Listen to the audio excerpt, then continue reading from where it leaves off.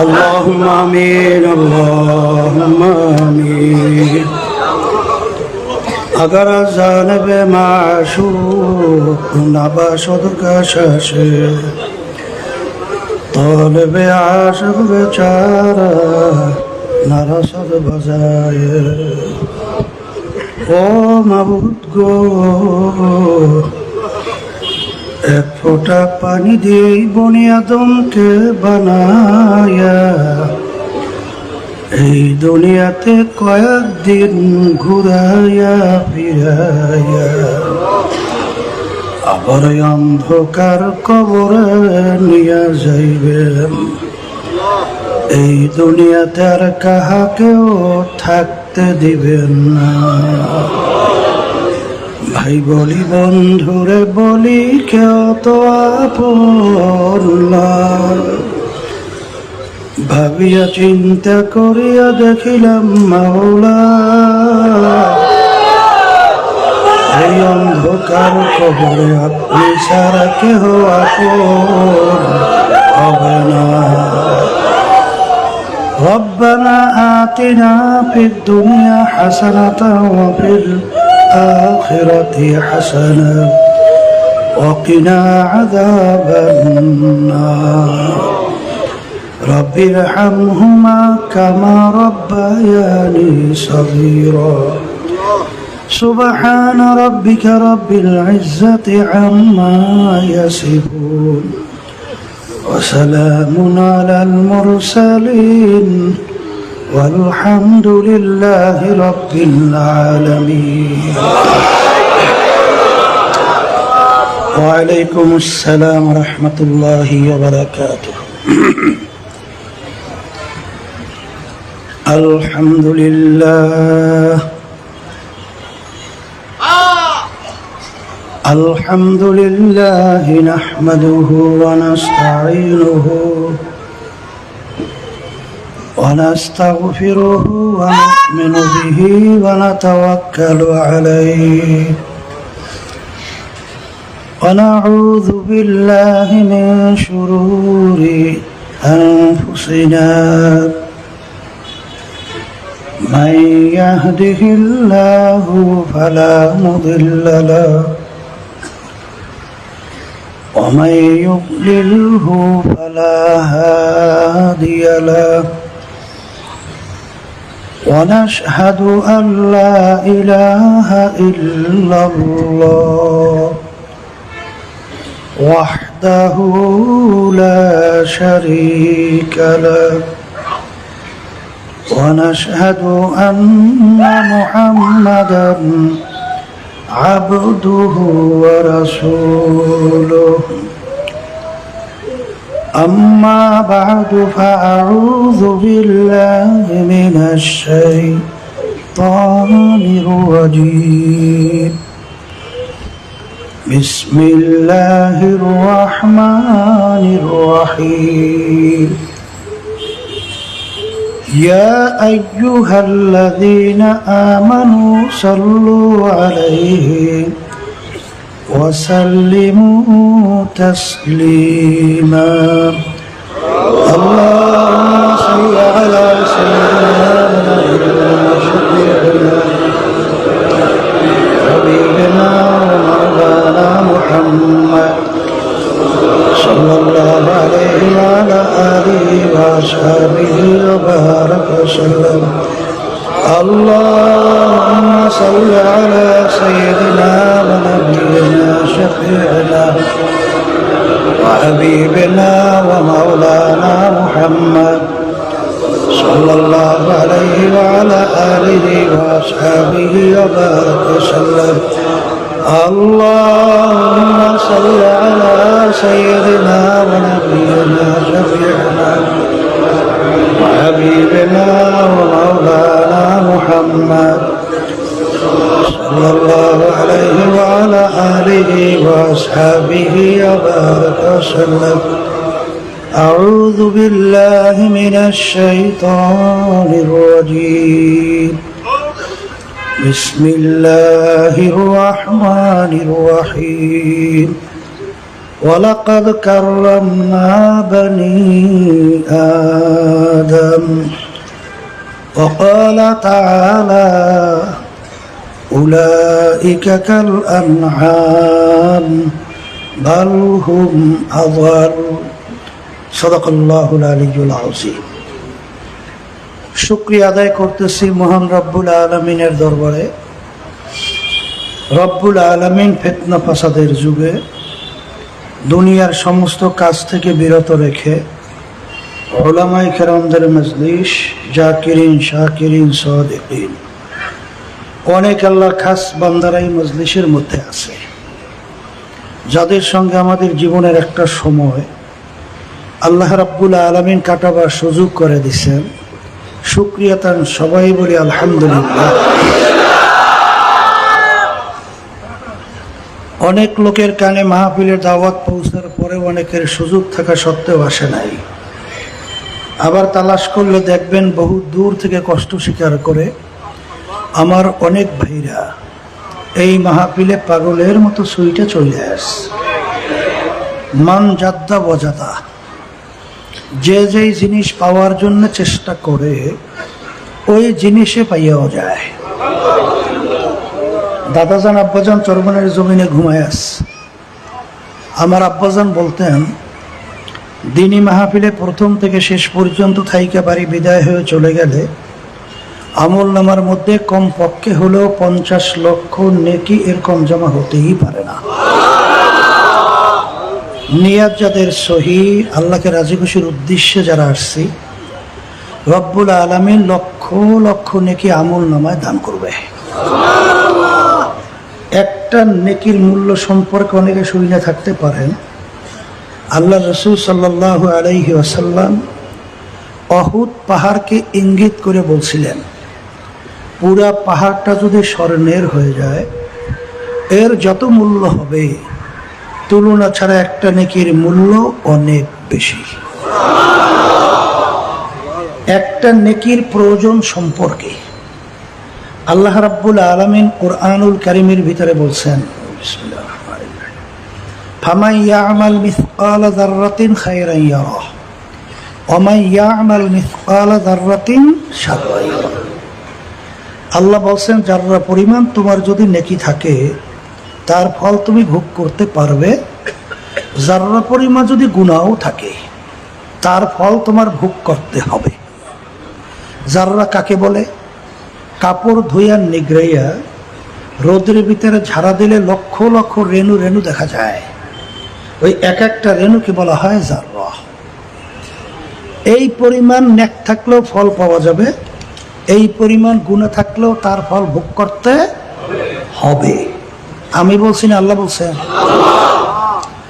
এখন আমার ভাইদেরকে বলবো, আজকে যারা মাহফিলে আসছে নিয়াত যাদের সহি, আল্লাহ কবুল করলে 1-2 নেকি না, লক্ষ লক্ষ নেকি আমল নামে আল্লাহ দান করবে না? কথা বলে না? কিন্তু কিয়ামতের ময়দান একটা নেকির যদি কারো ঠেকা বাজে, নেকি সংগ্রহ করার সুযোগ আছে? হ্যাঁ, বলে কিভাবে নাই? কিয়ামতের ময়দানটা এত কঠিন হবে, এত ভয়াবহ হবে। আল্লাহ রাব্বুল আলামিন কিয়ামতের ময়দানের অবস্থানটা বুঝাতে যাইয়া কুরআনুল কারীমের ভিতরে বলছেন, কি বলছেন? ইয়াউমা ইয়াফিরুল মারউ মিন আখিহি ওয়া উম্মিহি ওয়া আবিহি ওয়া সাহিবাতিহি ওয়া বানিহি লিকুল্লি ইমরিইন মিনহুম ইয়াউমা ইযিন শা'নুন ইউগনি। আল্লাহ রাব্বুল আলামিন বলছেন, কিয়ামতের ময়দানে মা পর্যন্ত সন্তানের পরিচয় না দিয়া সন্তান থেকে মা ভাইগে যাবে। কে বলছেন? বলেন, কে বলছেন? তাহলে সন্তানের পরিচয় না দিয়া মা যদি ভাগে, তাহলে বলেন তো মায়ের চেয়ে আদরের দুনিয়ার ভিতরে কে আছে? আছে? থাকতে পারে? তাহলে মাই যদি পরিচয় না দেয়, অন্য কেউ আপনাকে নেকি দিবে চিন্তা করা যায়? তাহলে যদি নাই যায়, তাহলে নেকি সংগ্রহের জায়গা কোথায় বলেন? বলেন দুনিয়াতে। কোথায় কোথায়? দুনিয়াতে। যারা মাহফিলে আসছেন, নিয়াত যাদের সহি, আল্লাহকে রাজি খুশির জন্যই আসছেন, লক্ষ লক্ষ নেকি রব্বুল আলামিন আমলনামায় দান করবে। তাহলে আমরা যারা মাহফিলে আসছি, জিতছি না ঠকছি? আর যারা আসে নাই ওরা ঠকছে। তাহলে আমরা যে বলি সুযোগ থাকা সত্ত্বেও যারা আসে নাই ঠকছে, আপনি আমি বললাম ঠিক, কিন্তু এই কথাগুলো বুঝবে কারা? বলেন যারা মানুষ, বলেন মুখ খুলে বলেন। আর সুরাতে মানুষ, অঙ্গ প্রত্যঙ্গে মানুষ, আর ভিতরটা আবু জাহাল বা সাহেব আবুল আহাব পশুর চেয়েও খারাপ। এরা কিন্তু আমাদের এই কথা বুঝবেও না, গুরুত্বও দেবে না, আর নেকি কামাইয়ের জন্য আগ্রহ এবং চেষ্টাও করবে না। কথা ঠিক কিনা? তাহলে এই কথার মাধ্যমে আমি কিন্তু মূলত বোঝাতে চাই, মানুষের সুরাত আকৃতি হইলেই মানুষ হওয়া যায় না। কথা ঠিক কিনা? শোনেন, আমি যে আপনাদের সামনে আয়াত শরীফ তেলাওয়াত করছিলাম, আয়াতের ভিতরে আল্লাহ রাব্বুল আলামিন কি বলছেন? যত মাখলুকাত আমি সৃষ্টি করেছি, এর ভিতরে সর্বশ্রেষ্ঠ সম্মানিত করে আমি মানুষকে সৃষ্টি করেছি। এক কথায় মানুষ সৃষ্টির সেরা। মানুষ কথা ঠিক না? ঠিক। কিন্তু দুনিয়ার যে নিয়ম নীতি এবং দুনিয়ার যে কালচারগুলো আছে, এ দ্বারা কিন্তু মানুষ যে সর্বশ্রেষ্ঠ হওয়ার কোনো যুক্তি নাই, কোনো যুক্তি মেলে না। বলে তা কেমন? এই আল্লাহর বান্দারা, পর্দায় মা বোনরা যারা শুনছেন, ধাতু যত দামি হয়, ওই ধাতু দিয়ে বস্তু তৈরি করলে তার দামও তত বেশি। যেমন একটা আংটি তৈরি করছেন লোহা দিয়া, কি দিয়া? ওর যা মূল্য হবে, ওই একই আংটি তৈরি করছেন রূপা দিয়া, দাম বাড়ছে না কমছে? ওই একই আংটি তৈরি করছেন স্বর্ণ দিয়া, বাড়ছে না কমছে? ওই একই আংটি তৈরি করছেন হীরা দিয়া, বাড়ছে না কমছে? সাইজ কিন্তু বাড়ে নাই। ধাতুর মূল্যের কারণে বস্তুর মূল্য কি বাড়ছে। কথা ঠিক? তা দুনিয়ার দৃষ্টিকোণ থেকে মানুষ সম্মানিত হওয়ার কোনো যুক্তি নেই। বলে তা কি? আল্লাহ রাব্বুল আলামিন ফেরেশতা সৃষ্টি করছেন নূর দিয়া। ফেরেশতা কিসের তৈরি? বলেন বলেন বলেন। নূরের তৈরি। আল্লাহ জিন জাতি সৃষ্টি করছেন আগুন দিয়া। মানুষ জাতি সৃষ্টি করছেন আল্লাহ রাব্বুল আলামিন মাটি দিয়া। তা ধাতু মূল্যের দিক থেকে আপনি যদি হিসাব করেন, তাইলে সবচেয়ে বেশি সম্মানিত হওয়ার কথা ছিল ফেরেশতা, এরপরে দ্বিতীয় পর্যায়ে জিন জাতি, এরপরে তৃতীয় অবস্থান হলো মাটির তৈরি মানুষ। কথা ঠিক কিনা? কিন্তু আল্লাহ রাব্বুল আলামিন যে ঘোষণা করেছেন ওয়ালাকাদ কাররামনা বানি আদম, মানুষ সর্বশ্রেষ্ঠ সম্মানিত। এর কারণ তো অনেকে তালাশও করেন না, চিন্তাও করেন না। এই চিন্তা কি আপনার বাড়ির পাশের গোয়াল ঘরের গরুটাই করবে? কথা বলে না। এই গোয়াল ঘরের গরুটার কাজ কি? 24 ঘন্টা খাওয়া বাঁচা ছাড়া ওর দ্বিতীয় আর কোনো চিন্তা? মাঠের ভিতরে যখন গরু নিয়ে যান, ওই যে ঘাসের ভিতরে মুখ লাগায় শুধু খাইতেই থাকে। সন্ধ্যার সময় যখন বাড়ি নিয়ে আসেন, আবার ওই চারির ভিতরে খানা দেয় না, খাইয়া লইয়া পায়খানা প্রস্রাব কইয়া এই শুইয়া রাত্রটা কাটাইয়া আবার যখন ভোরে মাঠের ভিতরে নেন, কাজ কি? কথা বলেন না কেন? হ্যাঁ, ও কি অজু টজু করে মসজিদে গেছে মুয়াজ্জিন আযান দেওয়ার পরে? রোজার মাসে রোজা রাখছে? রাখে নাই। তোর 24 ঘন্টা ডিউটি কি? বলেন খাওয়া বাসা, খাওয়া বাসা, খাওয়া বাসা। বলে এক শ্রেণীর মানুষ আমাদের সমাজের মধ্যে নাই। 24 ঘন্টা তার শুধু চিন্তা কেমনে কামাই করবে, কেমনে খাইবে, কেমনে বাঁচবে, শুধু খাওয়া বাসা, খাওয়া বাসা, খাওয়া বাসা। কথা ঠিক। আমি আমার ভাইদেরকে বলবো, মানুষ সর্বশ্রেষ্ঠ সম্মানিত আল্লাহ ঘোষণা করছেন। আবার আল্লাহ রাব্বুল আলামিন কিন্তু ওই যে অন্য আয়াত আমি তেলাওয়াত করছি, ওই আয়াতের ভিতরে আল্লাহ বলে এক শ্রেণীর মানুষ চতুষ্পায় জানোয়ারের মতো। আমি বলছি না আল্লাহ বলছেন? গরু ছাগল ভেড়া। এরপরে আল্লাহ বলতেছেন তার চেয়েও খারাপ। এরপরে অন্য আয়াতে আল্লাহ বলছেন শাররুল বারিয়া, এক শ্রেণীর মানুষ কুকুর, শৃগা, শুকুরের চেয়েও খারাপ। কে বলছেন? এখনই বুঝবেন। এই আবু জাহালের নাম শুনছেন? আবু জাহাল শুনছেন না? আল্লাহ রাসূল সাল্লাল্লাহু আলাইহি ওয়াসাল্লামের নাম শুনছেন? তাও শুনছেন না?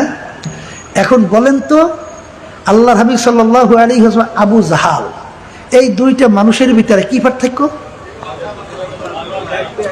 এই জন্য কবি বলতেছেন, শোনেন, গর্বা সুরাত আদমে সাবুদে, গর্বা সুরাত আদমে সাবুদে, আহমাদু বুদু জেহলে হাম এক সাবুদে। আল্লাহ রাসূল সাল্লাল্লাহু আলাইহি ওয়াসাল্লামকে দেখতে চোখের দিক থেকে, পায়ের দিক থেকে, কানের দিক থেকে, নাকের দিক থেকে, হাতের দিক থেকে, অন্যান্য অঙ্গ প্রত্যঙ্গের দিক থেকে আবু জাহাল এবং আল্লাহ হাবিবের ভিতরে অঙ্গ প্রত্যঙ্গে পার্থক্য কি? কথা বলেন না কেন? আসলে পার্থক্য? আবু জাহেলের চক্ষু কয়টা? আল্লাহ রাসূল সাল্লাল্লাহু আলাইহি ওয়াসাল্লাম চক্ষু কয়টা? হাতের দিক থেকে সমান না বেশি কম? পায়ের দিক থেকে? কিন্তু আল্লাহ রাসূলের নাম শুনলে দুরূদ শরীফ পড়া কি হয়? বলেন ওয়াজিব হয়।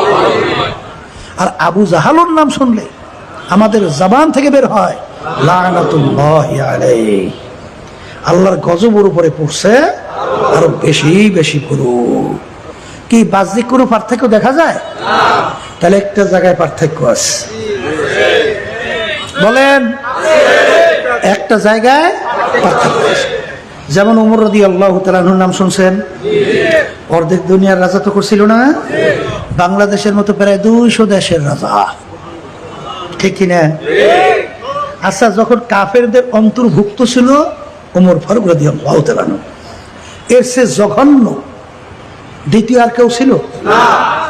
আল্লাহর হাবিবকে কতল করতে রওনা করছে, খাপ থেকে তরবারি বের করে, যে আল্লাহ রাসূল সাল্লাল্লাহু আলাইহি ওয়াসাল্লামকে কতল করার জন্য রওনা করে, এর চেয়ে খারাপ দ্বিতীয় আর কেউ থাকতে পারে? তাহলে সবচেয়ে জঘন্য খারাপ। কথা ঠিক? অল্প সময়ের ব্যবধানে ওই খোলা তরবারি নিয়েই আল্লাহ রাসূল সাল্লাল্লাহু আলাইহি ওয়াসাল্লাম সহ সাহাবায়ে কেরামদেরকে নিয়ে রাজপথে প্রকাশ্যে নারায়ে তাকবীর, আল্লাহু আকবার স্লোগান দিয়া ইসলামের পক্ষে রাস্তায় নামছিল কি নামে নাই? আচ্ছা, এখন বলেন তো, একটু আগের ওমর আর একটু পরের ওমর পার্থক্য হয়েছে? কই পার্থক্য কই? আগে যখন নাকি আল্লাহর হাবিবকে কতল করতে রওনা করছে, চক্ষু ছিল কয়টা? আর এখন যে আল্লাহর হাবিব সহ ইসলামের পক্ষে নামছে, এখন চক্ষু 4টা। হ্যাঁ, তাহলে তখন ছিল হাত 2টা, এখন হাত 5টা না 2টাই? হাত পাও অঙ্গ প্রত্যঙ্গ কোন পার্থক্য? তাহলে কোন পার্থক্যের কারণে একটু আগে ছিল যেই মানুষটা সবচেয়ে জঘন্য খারাপ, সেই লোকটা এখন শ্রেষ্ঠ মাখলুকাতের মধ্যে হয়ে গেল? কোন জায়গায় পরিবর্তন হইল? তাহলে একটা জায়গায় পরিবর্তন হয়েছে। জোরে বলেন কথা ঠিক কিনা? ওই জায়গাটা নাম হলো আল্লাহ।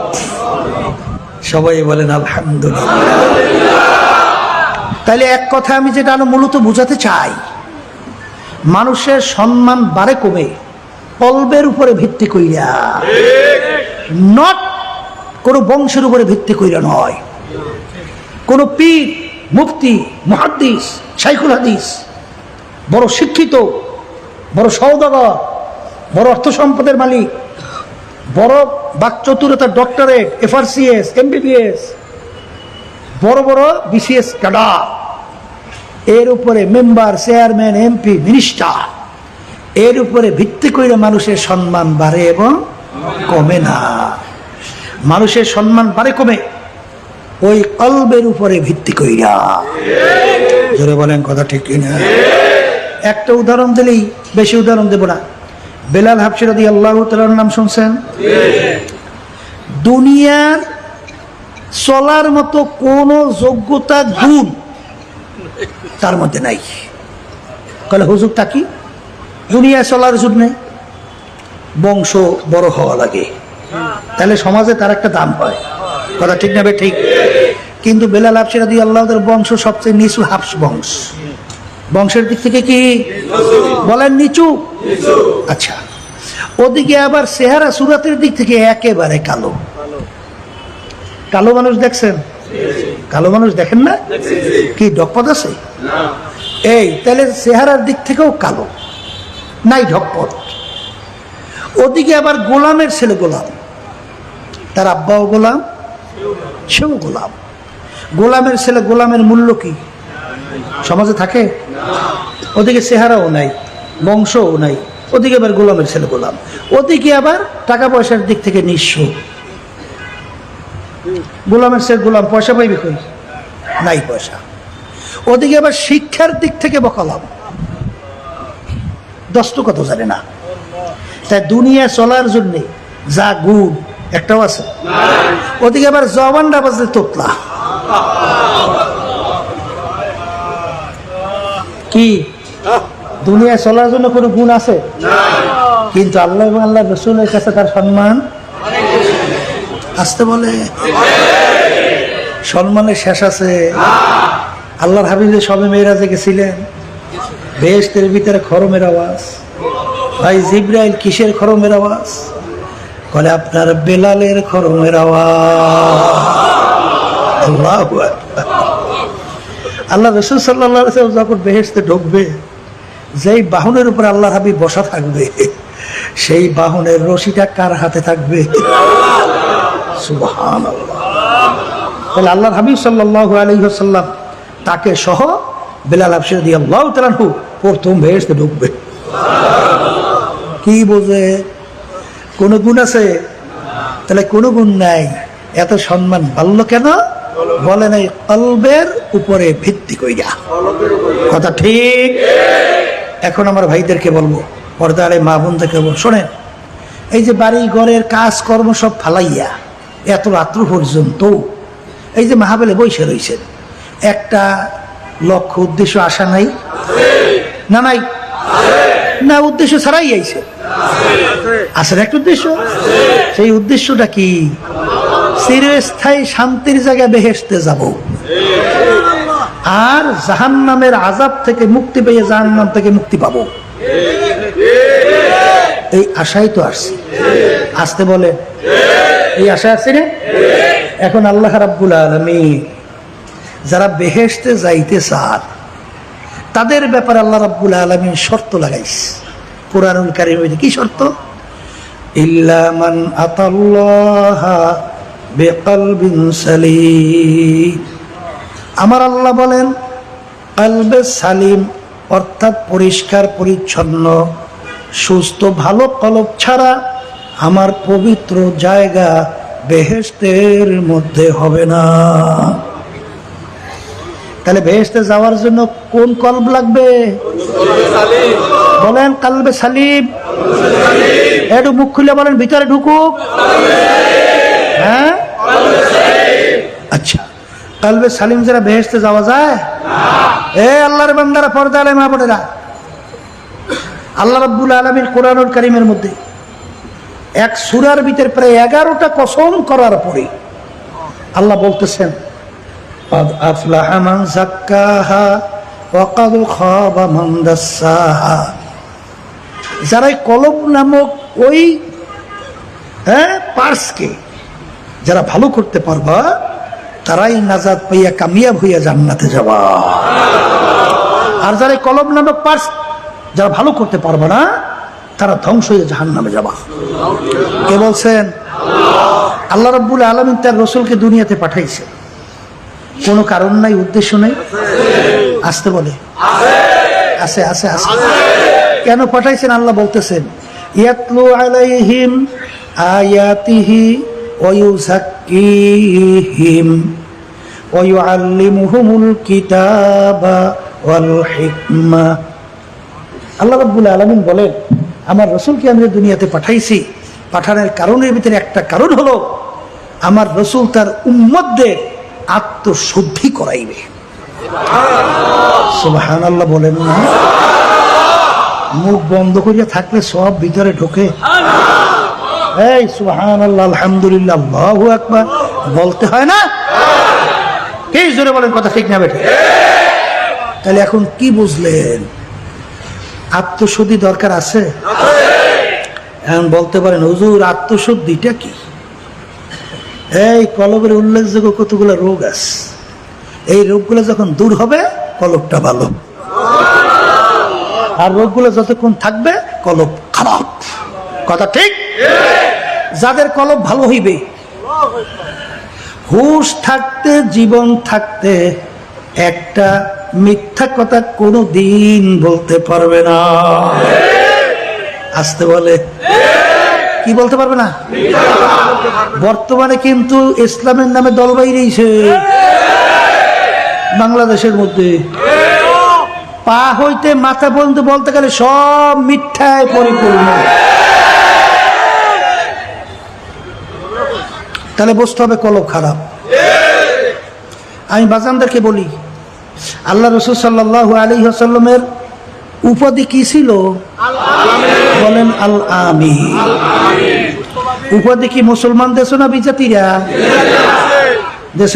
আল আমিন মানে সত্যবাদী। এর সে সত্যবাদী আর থাকতে পারে না। তা আল্লাহ রাসূলের উপাধি কি? বলেন সত্যবাদী। আচ্ছা, আবু বকর বলেন সিদ্দিক। কি পাইছেন লকব? সত্যবাদী।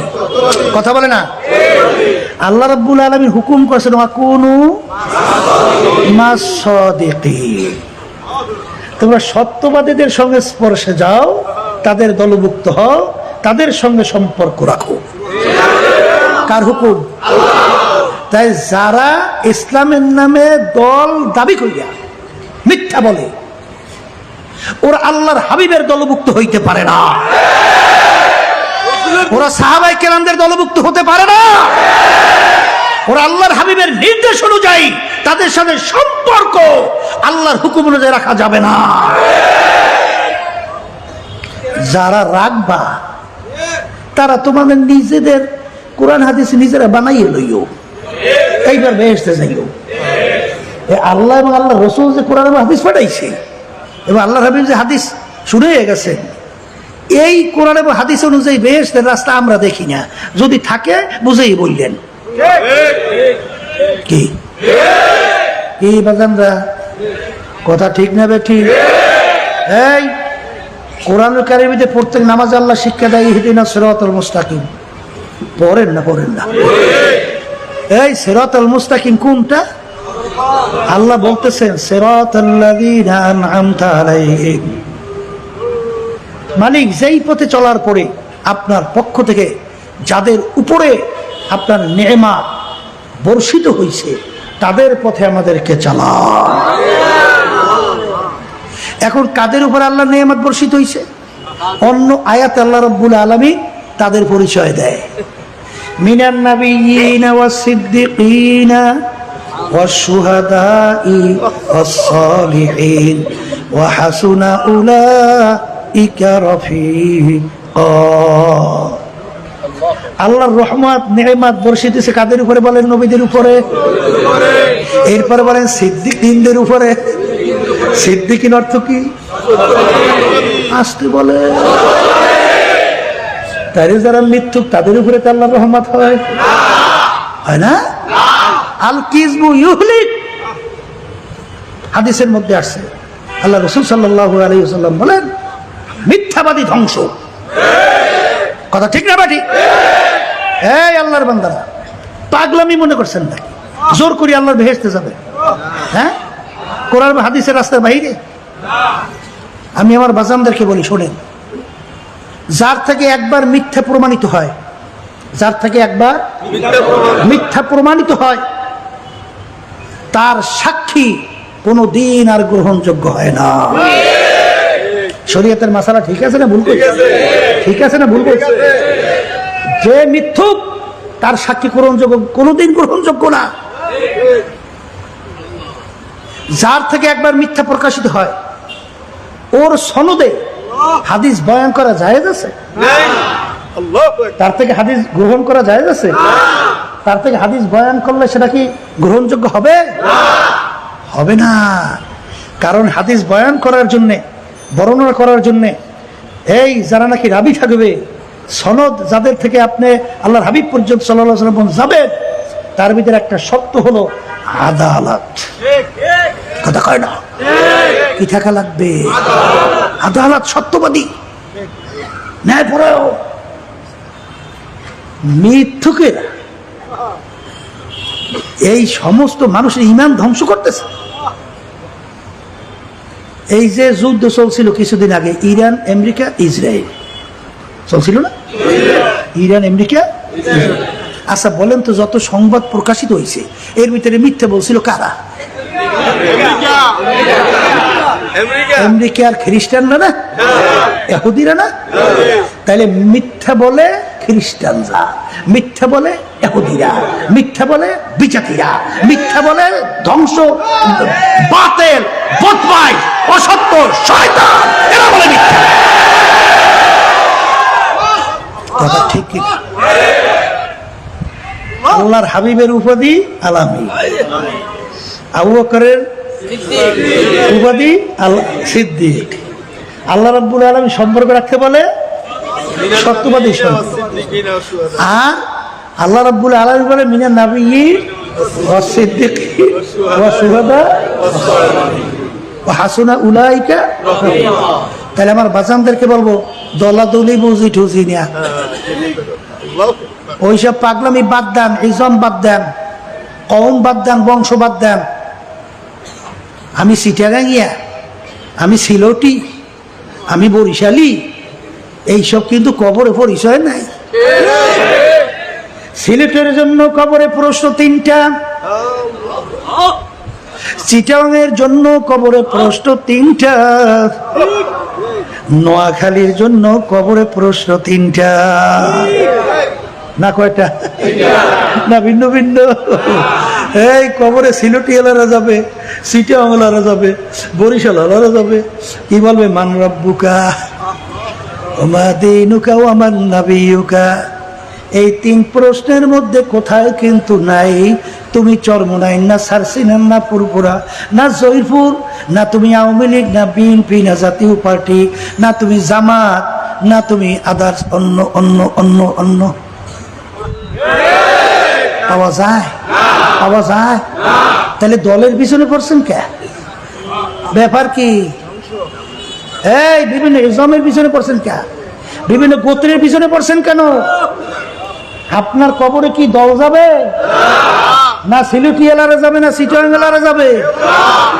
তোমার কবরে তুমি একাই যাবা বাজান। হায় হায় হায়, তোমার কবরের প্রশ্ন তো তুমিই দেওয়া। আমার আব্বাজান রহমাতুল্লাহি আলাইহি বলতেন, বাজান তোমরা আমাকে অনেকে ভালোবাসো, আমি ফজলুল করিম ভালোই বুঝি, কিন্তু আমি ভালো করে চিন্তা ভাবনা করে দেখছি, আমি ফজলুল করিম যেদিনে কবরে চলে যাব, তোমরা যদি ফুলের মালা একটার পর একটা গাইথা আমার কবরকে ভইরা রাখো, আর আমার আল্লাহ যদি আমাকে কবরে মাপ না করে,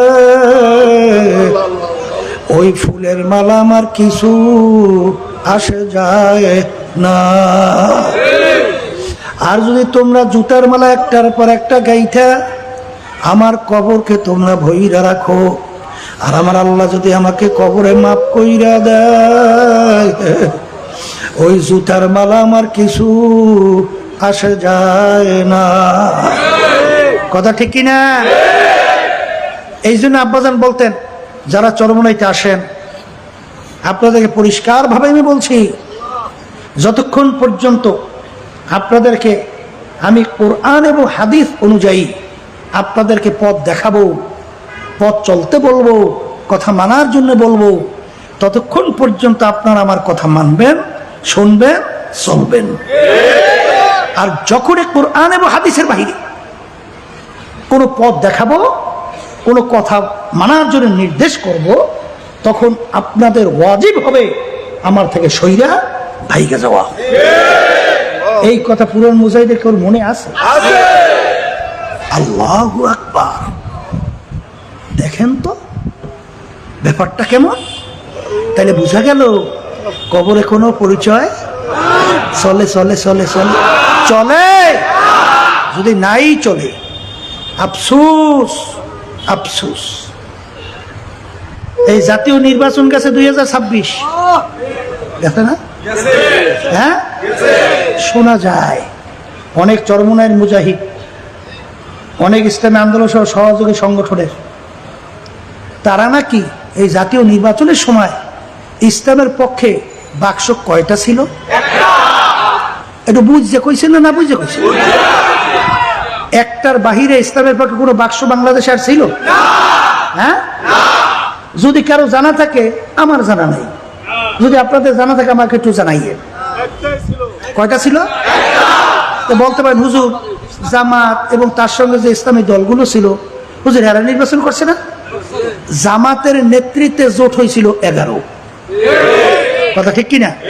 আমরা প্রথম করছিলাম সমঝোতা, এটা জোট না।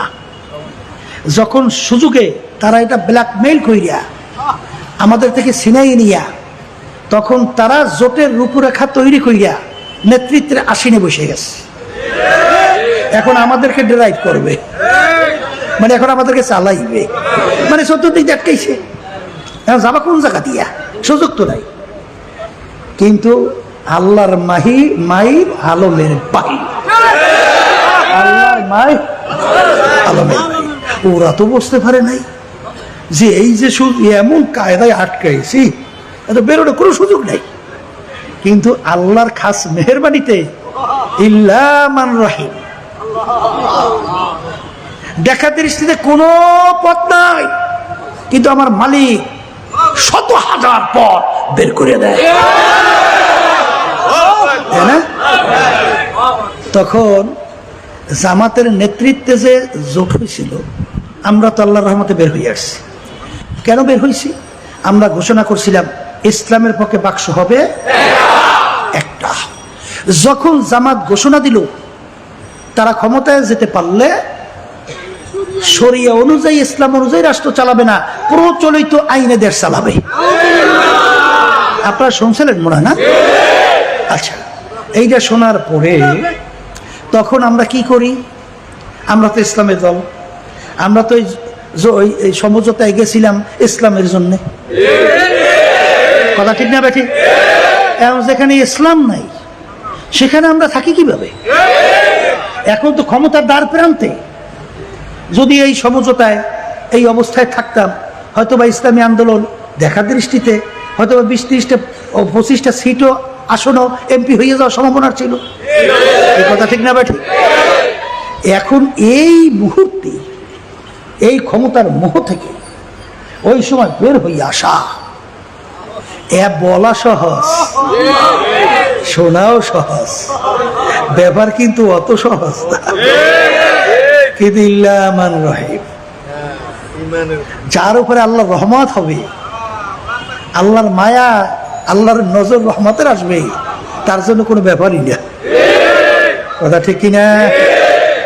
ওই সময় যখন তারা ঘোষণা দিল, এরপরে দেখে কি ভারতের সঙ্গে গোপনে বারবার বৈঠক করে। কিরে, ভারতের লাগে বৈঠকটা কিসের? সমঝোতা করলাম আমরা, বৈঠক নেবে আমাদের সাথে, ভারতের লাগে বৈঠক কিসের? তা আবার ভারতের পররাষ্ট্র মন্ত্রণালয় থেকে সেখানে প্রকাশ করছে না, ধারাবাহিকতার অংশ, মানে বৈঠক চলতেছিল র্যান্ডাম, এর ভিতরে একটা অংশ মানে এই একটা প্রকাশ হয়েছে। পাইলাম খ্রিস্টান মিশনারির সাথে বৈঠক করে, সেখানে যে মহিলাদেরকে বললে আসে ক্ষমতায় গেলে আর ইসলাম অনুযায়ী দেশ চালাবো না। শুনছিলেন আপনারা? এরপর দেখে আমেরিকার সাথেও বৈঠক করে, এরপরে দেখি কার্যক্রম সব ইসলাম বলে। তা কি জামাতের আমির বলছিল, শুনছিলেন? ছেলেদেরকে, ছেলেরা সরো, মেয়ে বন্ধুরা আসো, ছেলেরা সরো, মেয়ে বন্ধুরা আসো, বৈষম্য দূর করব। কি দূর করে? আমি আমার বাজানদেরকে একটা প্রশ্ন রেখে যাই, আচ্ছা বলেন তো, ছেলে মেয়েদের ভিতরে পার্থক্যতা কে রাখছে? আমি? কোন আলেম, কোন পীর, কোন মুফতি মুহাদ্দিস? কে রাখছে? কে রাখছে? আচ্ছা এই যে 43 বছর গেল স্বাধীনতার পরে, এই 43 বছর করে ইসলামী দল ক্ষমতায় ছিল?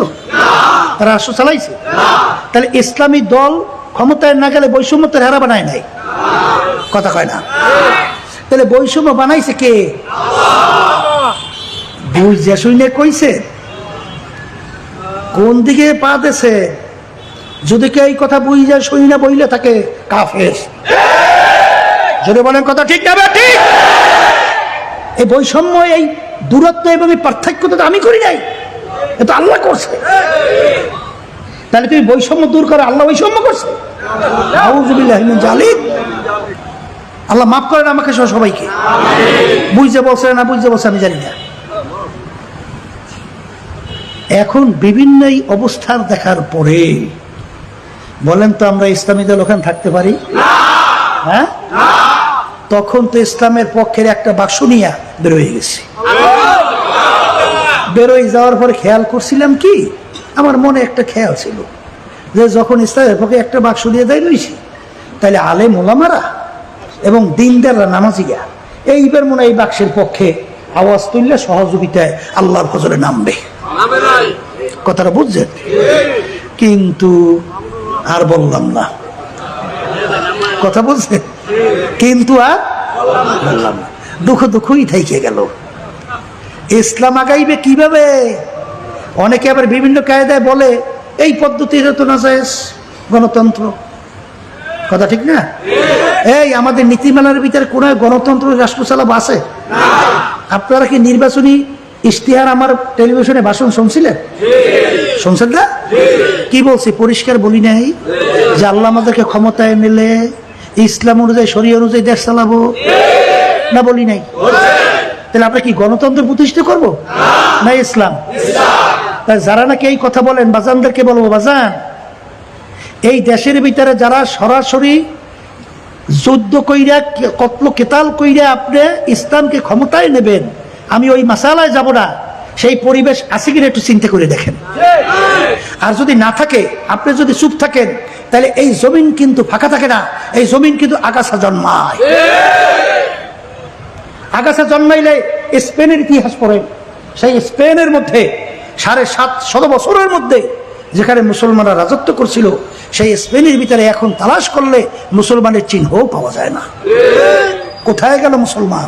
আস্তে আস্তে গোড়া সব কাইটিয়া তারপর সবাই ফেলাইছে বড় গাছ। কথা ঠিক কিনা? এখন এই জাতীয় নির্বাচনে ইসলামের বাক্স ছিল কয়টা? একটু মুখ খুলে জোরে বলেন। একটা যদি থাকে, এই একটা বাক্সের ব্যাপারে যারা চরমনাইয়ের মুজাহিদ দাবি করে, মুরিদ, যারা ইসলামী আন্দোলন, সহযোগী সংগঠন, কোরআন শিক্ষা বোর্ডের কমিটি, হালকা তালিম কমিটি, যদি কেউ ওই জাতীয় নির্বাচনে এই ইসলামের পক্ষে বাক্সে একটা ভোট বাড়াবার জন্য চেষ্টা না করে চুপ রয়েছে, কি রয়েছে? বলেন, মুখ খুলে বলেন, চুপ। দ্বিতীয় পর্ব হইল তলে তলে অন্য প্রার্থীর পক্ষে কাজ করছে, আর এক শ্রেণী যারা প্রকাশ্যে কাজ করছে। এই 3 শ্রেণী পেয়েছি না?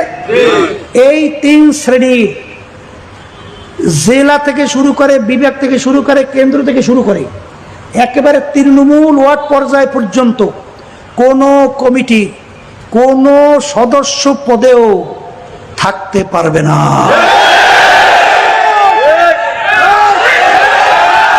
শোনেন, ভালো করে বুঝলাম, এখানে কিন্তু অত পণ্ডিত লাগবে না, অত বাকচতুরতা লাগবে না, অত বড় ধনীও লাগবে না। ওই সব বাদ দিয়া কলে হুজুর কমিটি করতে 35 জন লাগে, মুজাহিদ কমিটি লাগবে না, 5 জন পাইছেন, আল্লাহ 5 জন দিয়ে কমিটি করবেন। কোন জায়গায় যদি না পান, ওয়ার্ডে খালি থাকবে, কারণ দুষ্ট গরুর চেয়ে শূন্য আতাল ভালো। এই কথার যদি কোনো ব্যতিক্রম কোনো দায়িত্বশীল কমিটি বানানোর ব্যাপারে দুর্বলতা দেখান, আপনারা আমিরের হুকুম অমান্য করেছেন, আর যতক্ষণ পর্যন্ত শরিয়া বিরোধী আমির হুকুম না করবে ততক্ষণ পর্যন্ত আর হুকুম মানে ইসলামী দলের আমিরের ওয়াজিব। এরপরেও যদি কেউ চালাকি করে তাহলে এই সংগঠনের সাথে আপনি জড়াবেন না, আপনার জন্য যেটা ভালো লাগে সেদিকে যান। এখানে কোনো ক্লিয়ার ক্লিয়ার ক্লিয়ার একেবারে ক্লিয়ার, কোনো প্রয়োজন নাই, একেবারে কাটছিট কথা, পরিষ্কার কথা, ঠিক না? ঠিক। আমার বাজানদেরকে বলবো, পর্দালে মা বোনদেরকে বলবো, কেন কেন আমরা কিন্তু ইসলামকে ক্ষমতায় নেওয়ার ঠিকাদারি নিয়ে আসি নাই। আমাদের দায়িত্ব কর্তব্য শুধুমাত্র চেষ্টা করা। নূহ আলাইহিস সালাতু ওয়াস সালাম 950 বছর ফেরায় দাওয়াত দিয়া কয়জন মুসলমান হয়েছিল? ওই 80 কম বেশি 950 বছর। এতে আমার আল্লাহর নবী নবুয়তি খাই, ঠিক আছে? হ্যাঁ, কাটছে। অনেকে আবার হাসতামশা করে, অনেকে বলে যে সরমনের মাঠ খালি, এখন সরমনে বিশ্ব মাহফিলে মাহফিল হয় না, লোক হয় না, ওরা মনে মনে খুশি, আমরা যে অন্যদিক দিয়ে খুশি এত ওরা বোঝে না। ভেজাল কমে শরীর যদি অল্প হয় ওর ভিতরে আনন্দ মজা বরকত আলাদা, আর ভেজাল যদি বোঝাই ও বিপদে শেষ নেই, কথা ঠিকই না? এই জন্য আমার বাজানদেরকে বলবো, পর্দারে মা বোনরা যারা শুনতেছেন, যাদের কলব ভালো তারা কোনোদিন মিথ্যা বলতে পারে না। যাদের কলব ভালো, হুব্বুদ দুনিয়া রাসু কুল্লি খতিয়াতিন, আল্লাহর হাবিব সাল্লাল্লাহু আলাইহি ওয়াসাল্লাম বলেন, সমস্ত গুনার মূলই হলো দুনিয়ার মোহ, দুনিয়ার মোহাব্বত, পদের মোহাব্বত, ক্ষমতার মোহাব্বত, দলের মোহাব্বত। বাজান রে, এইটা হলে গুনার মূল। হব্বে যা হব্বে মাল, এইটা কলবের রোগ। বলেন না কিসের রোগ? কিসের রোগ? হায় হায় হায় হায়, এই কলবের রোগ দূর করা লাগবে। আমার বাজানদেরকে বলবো, পর্দারে মা বোনদেরকে বলবো, যাদের কলব আল্লাহর ফজল করমে ভালো হবে, হুঁশ থাকতে, জীবন থাকতে কোনো মানুষকে কষ্ট দিতে পারে না, কথা বলে না? যাদের কলব ভালো হবে, কোনোদিন চাঁদাবাজি করতে পারে না, তারা দুর্নীতি করতে পারে না, মানুষকে খুন করতে পারে না, বিভিন্ন মিথ্যা কেসের মাধ্যমে মানুষের সংসার ধ্বংস করতে পারে না, কথা বলে না? পারে পারে পারে? তাই যদি নাই পারে, আমার বাজানদেরকে বলবো, পর্দারে মা বোনদেরকে বলবো, বাজানরে আল্লাহ রাব্বুল আলামিন তার হাবিবকে দুনিয়াতে পাঠাইলেন কিসের জন্য? ইয়াতলু আলাইহিম আয়াতিহি ওয়া ইউযাক্কিহিম ওয়া ইউআল্লিমুহুমুল কিতাবা ওয়াল হিকমা। এই জন্য আমার বাজানদেরকে বলবো, পর্দারে মা বোনদেরকে বলবো, বাজান কলব পরিষ্কার করো,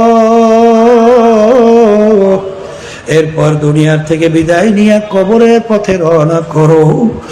বাজান বলকের বাদশা ইব্রাহিম বিন আদহাম রাহমাতুল্লাহ আলাইহি মুসাফির তার দরবারে যাইয়া বলে, বাদশা সালাম দিয়া, আপনার এই মুসাফির খানায় আমি একটু থাকতে চাই। বাদশা বলে, এ বোকা মুসাফির, এইটা হলো আমার স্থায়ী বাড়ি, রাজসিংহাসন, এইটাকে তুই মুসাফির খানা বানাইছো, তুই তো আমার ইজ্জত নষ্ট করছো। তখন মুসাফির বলে, বাদশা রে, ভুল হইলে মাপ চাই। বাদশাহ স্থায়ী বাড়ি কাকে বলে, মুসাফির খানা কাকে বলে? তখন বাদশাহ বলে, বাড়ির দরজায় ঘর দেখছো? দেখছি, ওইটা হইলো মুসাফির খানা। হুজুর, ওইটার পরিচয় কি?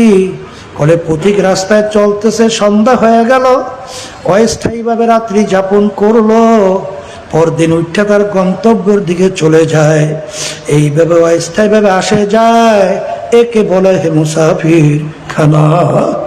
বাচ্চা স্থায়ী বাড়ি কাকে বলে? যেখানে সব সময়ের জন্য মানুষ থাকে।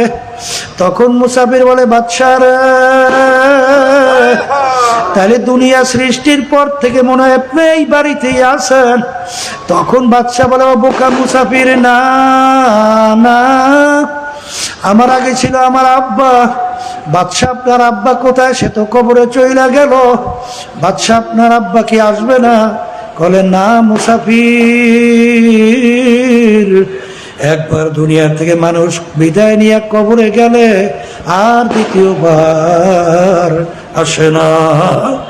বাদশা, আপনার আব্বার আগে কে ছিল? আমার আব্বার আগে ছিল আমার দাদা।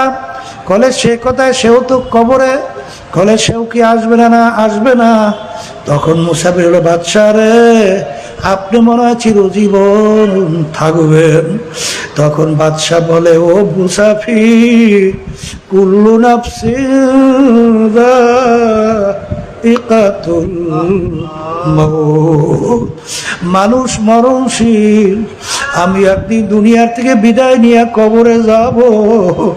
বলে, আপনি কি আসবেন না? না, আমিও আসবো না। তখন মুসাফির বলে, বাচ্চা, আপনি আমাকে বলছেন বোকা, আসলে বড় বোকা তো আপনি। ও বাদশা, আপনার বাড়ির দরলে মুসাফির খানা।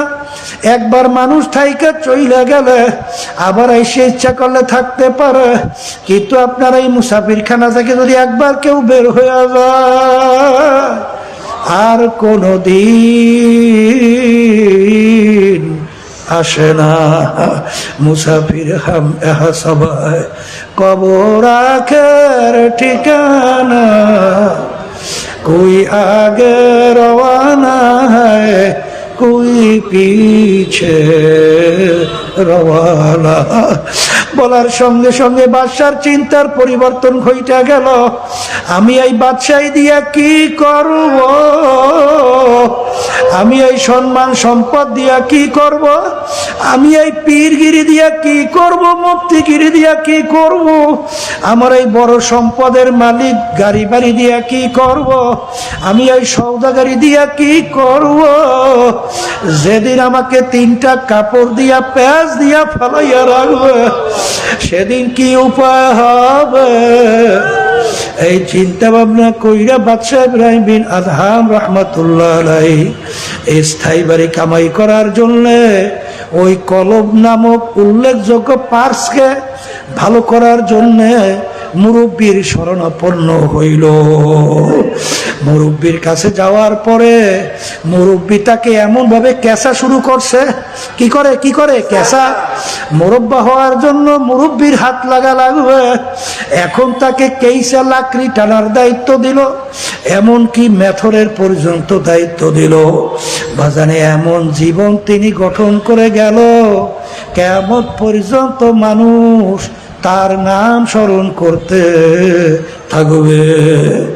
এই জন্য আমার বাজানদেরকে বলবো, পর্দালে মা বোনদেরকে বলবো, দুনিয়া সম্পর্কে মাঝে মাঝে চক্ষু বন্ধ করো, এরপর চিন্তা করো, কবরের পথে হাঁটো। কিসের দল, কিসের টাকা, কিসের বাড়ি, কিসের গাড়ি, কিসের পীরগিরি, কিসের মুক্তিগিরি, কিসের ইমামগিরি, কিসের খতিবগিরি, কিসের অমুক মেম্বার, চেয়ারম্যান, এমপি, মিনিস্টারগিরি, সব সারো সারো সারো। মালিকের পাগল হও, কলবকে ভালো করো, ইমানকে মজবুত করো, নির্ভেজাল করো, নেক আমল বাড়াও, তারপর দুনিয়া থেকে বিদায় নিয়ে কবরের পথে রওনা করো। কারণ বাজান রে, ইস্কান্দার বাদশা তাম দুনিয়ার বাদশাহী করছিল। এন্তেকালের আগে ওসিয়াত করলো, আমার এন্তেকালের পরে আমাকে গোসল করাইয়া, কাপড় পরাইয়া, হাত 2টা বাহিরে রাইখা, খাটের ভিতরে উঠাইয়া, শহরটাকে ঘুরাইয়া, তারপর আমাকে দাফন কইর। তিনি দুনিয়া থেকে বিদায় হওয়ার পরে খাটের ভিতরে উঠাইয়া, হাত 2টা বাহিরে রাইখা, শহরটাকে ঘুরায়। যারা বোঝে না তারা বলে, দেখছো বাদশাহ জীবন আমাদের থেকে খাজনা এবং ট্যাক্স নিল, এখন মরার পরেও কেমন হাত পাইতে আছে, মনে হয় খাজনা এবং ট্যাক্স। তখন বিজ্ঞ আলেমরা বলো, বোকারা তোরা তো বোঝো নাই, বাদশাহ সিকান্দার ইন্তেকালের আগে ওসিয়াত করছিল মৌতের পরে কাপড় পরাইয়া খাটের ভিতরে উঠাই হাত ধুইরা বাহিরে রাইখা শহর ঘুরাইয়া দাফন করার জন্যে। তিনি তামাম দুনিয়ার মানুষকে বুঝাতে চায়, হে তামাম দুনিয়ার মানুষেরা, আমি বাদশাহ সিকান্দারের মতো এত বড় বাদশাহ মনে হয় দ্বিতীয় আর কেউ হইতে পারবি না। তামাম দুনিয়ার বাদশাহী করলাম, কিন্তু যখন আমি কবরে রওনা করলাম, একেবারে খালি দুইটা হাত নিয়ে কবরে রওনা করলাম, আর কিছুই নিতে পারলাম না। এই জন্য আমার বাজানদেরকে বলবো, বড়লোক আমার বাবাদেরকে বলবো, পর্দালে মা বোনদেরকে বলবো, মাঝে মাঝে একটু চক্ষু বন্ধ করো, মোরা খাওয়া করো। বাজানাই আরামের বিছানা একদিন সাইরা মাটির বিছানায় তোমাকে নিয়ে রাখবে, সেদিন তোমার কোথায় গাড়ি, কোথায় বাড়ি, কোথায় তোমার টাকার গরম, কোথায় দলের গরম, কোথায় তোমার বংশের গরম, কোথায় শিক্ষার গরম, কিছুই থাকবে না। এই জন্য আমার বাজানদেরকে বলবো, দুনিয়া কিন্তু একেবারে অল্প সময়ের দুনিয়া, কারণ কিয়ামতের ময়দানে একজন আর একজনকে প্রশ্ন করবে, ভাই কাম লাভিস না, আমরা দুনিয়ার মধ্যে কতদিন ছিলাম? একজনে বলবে লাভিস না ইয়াওমান আও বা'দা ইয়াউম, একদিন অথবা একদিনের কিছু অংশ মনে হয় দুনিয়ায় ছিলাম। আর একজন বলবে না না না, ফাসআলিল আদিন, যারা হিসাব রাখছে তারাই বলতে পারবে আমরা দুনিয়ার মধ্যে কতদিন ছিলাম। আমার কাছে তো মনে হয় আমি ঘরের এক দরজার থেকে ঢুকলাম, অন্য দরওয়াজা থেকে বের হইয়া আসলাম, এরকম ঢুকলাম বের হইলাম, ঢুকলাম বের হইলাম, এইটাই তো আমার কাছে দুনিয়ার জিন্দেগি মনে হয়। এ বড়লোক আমার বাবারা, একটু মাঝে মাঝে চক্ষু বন্ধ করো, একটু পিছনের দিকে তাকাইয়া দেখো, মনে হয় যেন সব কালকের ঘটনা। ওদিকে আয়নার সামনে যখন চেহারার দিকে তাকাই, তখন দেখি কাঁচা দাড়িগুলা পাইকা সাদা হইয়া গেল, দাঁতগুলা পইরা গেল।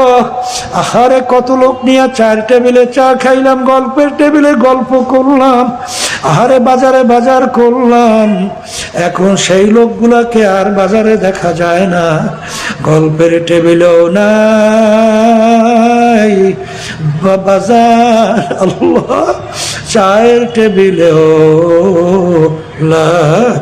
এখন মনকে বুঝো রে মন, এমন তো একদিন আসবে দুনিয়ার সব কিছু তার নিয়ম অনুযায়ী চলবে, কিন্তু তুমি আর আমি আর থাকবো না। আমাকে ঘর থেকে নামাইয়া যাই কবরে রাখবে, সবাই আমাকে মাটি দিয়ে বাড়িতে আসবে, যার যার কাজে লিপ্ত হবে। তোমার আমার কবর অন্ধকার, ওই অন্ধকারে যদি আমার মালিক বাতি না জ্বালায়, ওই কবর তো আর পরিষ্কার হবে। এ কবরের যাত্রীরা, আমি বলি নাই, কোন পীর বলে নাই, কোন মুফতি মুহাদ্দিস বলে নাই, আল্লাহর হাবিব বলেন, আল কবরু রাউযাতুম মিন রিয়াজিল জান্নাহ আও হুফরাতুম মিন হুফারিন নার। এ আমার উম্মতের, এই যে কবর দেখো, এই কবর কিন্তু আসল কবর না। কোন কোন আল্লাহর বান্দাবান্দির কবর একটা বেহেশতের বাগান হইয়া যাবে। আল্লাহ আপনি আমার জন্য, আমাদের সবার জন্য কবুল করে নিয়ে। আল্লাহ হাবিব বলেন, ও আমার উম্মতেরা, কোন কোন নাফরমানের কবরের মধ্যে জাহান্নামের আগুন এসে ভরে যাবে। আল্লাহ আপনি, আমি বলি না, আমি বলি নাই, আল্লাহ রাসূল সাল্লাল্লাহু আলাইহি ওয়াসাল্লাম বলছেন, কোন কোন নাফরমানের কবরের মধ্যে জাহান্নামের আগুন এসে ভইরা যাবে। আল্লাহ আপনি আমাকে আমাদের সবাইকে মাফ কইরা দিয়েন। আল্লাহর হাবিব বলেন কোন কোন নাফরমানের কবরের মধ্যে তিসআতু ওয়া তিসঈনা তিন্নিনান লাউ নুফিকা ফিল আরদি মা আনবাতাত খাদরা। কোন কোন নাফরমানের কবরের মধ্যে একটা দুইটা না বিষাক্ত 99টা সাপ জমা হইয়া যাবে। আল্লাহ আপনি আমাকে আমাদের সবাইকে মাফ কইরা দিয়ে ওই সাপ কিয়ামত পর্যন্ত নাফরমানকে পেঁচাইয়া পেঁচাইয়া তারপর ঠোকরাইতে থাকবে। ওই সাপ কেমন বিষধর হবে, দুনিয়ার ভিতরে যদি মুখ কইরা ফুটে তো কোনো গাছপালা মাথা জাগাতে পারতো না। এই জন্য আমার ভাইদেরকে বলবো, পর্দা আলে মা বোনদেরকে বলবো, মুসলমান বলতে কিন্তু মন চায় গুনার থেকে ফিরা নেকের কাজ কইরা, ইমানকে নির্ভেজাল মজবুত কইরা, কলবকে ভালো কইরা, চোখে পানি নিয়ে তারপর কবরে যাবে। কিন্তু বাজার শয়তান এবং নাফসে আম্মারা তোমার আমার পিছনে শত্রু হিসাবে আমাদেরকে গুনার দিকে উদ্বুদ্ধ করে, নেকের থেকে ফিরাইয়া রাখে এবং দুনিয়াকে চাকচিক্যময় কইরা তোমার আমার সামনে এমন ভাবে উপস্থাপন করে, আল্লাহ বলেন ওদিকে তোমার আমার দিল মন সুইকে যায়। এই জন্য বাঁচার জন্য আমার মালিক হুকুম করছেন ওয়াকুনু মা'আস সাদিকিন, তোমরা সাদিকিন বান্দাদের সঙ্গী হইয়া যাও।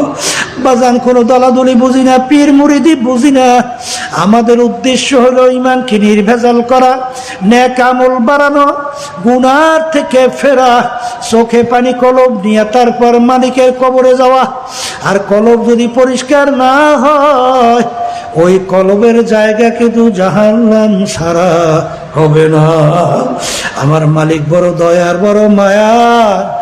আমার মালিক যখন মাহফিলে নিয়ে আসছেন, আমার মালিকের কাছে দিলটাকে ভাইঙ্গা দুই চোখের পানি ছাইরা মালিকের কাছে দোয়া করো, কারণ হাদিসের ভিতরে আছে জফুল কালাম আমার মালিকের হাতে। আমার মালিককে যদি ডাক দেওয়ার মতো দিতে পারো, মুহূর্তের মধ্যে তোমার আমার দিলকে ঘুরাইয়া দুনিয়া মুখীতে আল্লাহ মুখী কইরা দিতে পারে কি পারে না? বাজার চেষ্টাও নাই, তদবিরও নাই, খালাসও নাই। এই জন্য আল্লাহু আকবার শেখ সাদি রহমাতুল্লাহ আলাইহি তিনি বলেন কারিমা বে বখশা এবার হালে মা কে হাসটা মাসিরে কামান্দে হওয়া।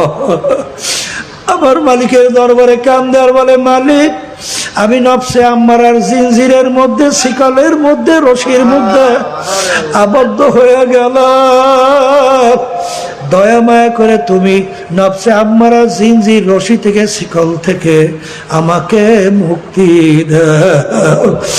আরে আমার মালিক বড় দয়া, আমার মালিক বড় মায়া। যদি দিলটাকে ভাইঙ্গা দু চোখের পানি ছাইরা যদি গুনার কথা মনে কইরা মালিকের দরবারে মাপ চাইতে পারো, আমার মালিক শুধু তোমাকে আমাকে মাপ করবেন তাই না, তোমার আমার গুনাহকে আমার মালিক নেকের দ্বারা পরিবর্তন কইরা দিবে। আর মনকে মাঝে মাঝে বুঝাইও, আর এই কথা ডাক দিয়া বইল, এমন ঘরে যাইতে হবে যেই ঘরে নাই বাতি, এমন ঘরে থাকতে হবে যেই ঘরে নাই সাথী। ও মুসাফির বান্দো গাঠুরি বহুদূরে ঠিকানা, আজ ভি জানা কাল ভি জানা কবর আখের ঠিকানা। আল্লাহু আকবার। এ ঘরের মা বোনেরা, হাত উঠাও, গুনার কথা মনে করো, দু চোখের পানি ফেলাও, মালিকের দরবারে কান্দ,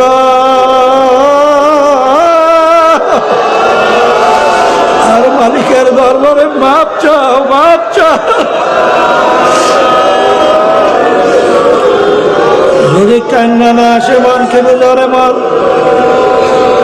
একদিন এই ঘরের দরজা দিয়া নতুন বউ হইয়া উঠছিল রে মন। কত মেয়ে লোকে শরবত খাওয়াইল, কত মেয়ে লোকে বাতাস করলো, আবার এমন একটা দিন আসবে এই ঘরের দরজা দিয়া মরা লাশ হইয়া বের হবা। ছেলে কানবে মামা করে, মেয়ে কানবে মা করে, জবাব তো আর দিবা না। আল্লাহ, আপনি একটু এই মাহফিলের মাঠের দিকে চাইয়া দেখে, মালিক আপনি একটু চাইয়া দেখে, আপনার বান্দারা কিভাবে কান্না। আমাদের ছেলেও মরে নাই, মেয়েও মরে নাই, গুনাহ করে বসছি রে, মাফ করে দেন গো মাওলা, মাফ করে দেন। আল্লাহর বান্দারা জোর করিয়া কান্দে, জোর করিয়া কান্দে।